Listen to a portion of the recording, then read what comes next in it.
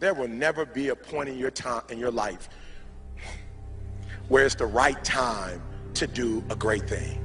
If you're waiting for that perfect moment, that perfect timing, it's not going to happen. You know what you have to do? You have to create the perfect time and the perfect opportunity and the perfect situation. So that a lot of people become comfortable. They stop growing. They stop wanting anything. They become satisfied. People getting ready to go to jobs that they don't like. Jobs that are making them sick. You see, when you're not pursuing your goal, you are literally committing spiritual suicide.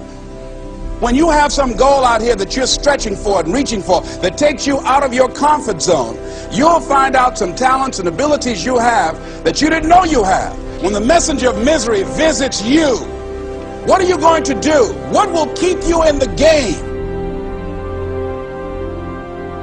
There are things that you think you'll never need to know, that you may only need to know one time in your life, but that could save your life because you had that knowledge.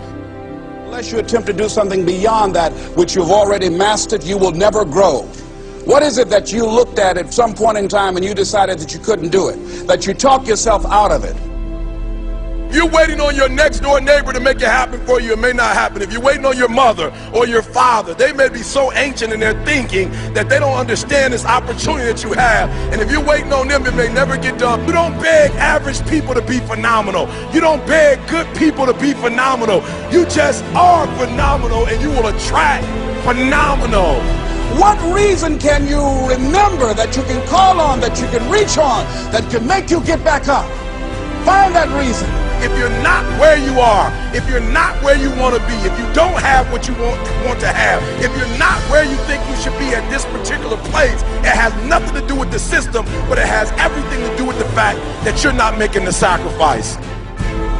I want you to make that dream become a reality, because if you don't, you will be working for somebody else to make their dreams become a reality.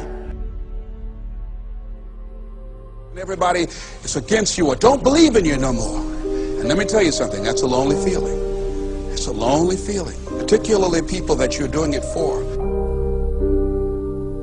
Most people take their greatness, take their ideas to the graveyard with them. Listen to me, if it was easy, everybody would do it. There are people right now who are working who don't want to work. There are people who hate their jobs, but they keep getting up to do it. The wealthiest place on the planet is the graveyard. Because in the graveyard we will find inventions that we never ever were exposed to. Ideas, dreams that never became reality. Hopes and aspirations that were never acted upon. The question is, what are you going to do with your time? What drives you? And greatness is a lot of small things done well.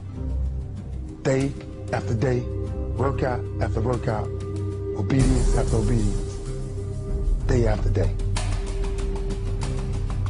When things don't work out for you, when things happen that you could not anticipate, what are the reasons that you can think of that can keep you strong? You will never ever be successful until you turn your pain into greatness, until you allow your pain to push you from where you are to push you to where you need to be. Stop running from your pain and embrace your pain. Your pain is going to be a part of your prize, a part of your product. I challenge you to push yourself. See, it's easy to be on the bottom. It doesn't take any effort to be a loser. It doesn't take any motivation, any drive in order to stay down there on a low level. But it calls on everything in you. You have to harness your will to say, I'm going to challenge myself. I mean that what you did last week don't count. Today is the only important day. There are 86,400 seconds in a day, and how you use those are critical. You got 86,400 today, and what you do today is going to cement who you are. Nobody's going to talk about what you did last week. That the biggest enemy you have to deal with is yourself.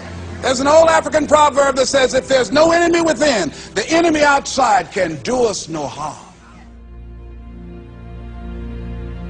you have this opportunity of a lifetime. It means absolutely nothing if you don't take advantage of it in the lifetime of this opportunity. I got a saying that when life knocks you down, try and land on your back, because if you can look up, you can get up.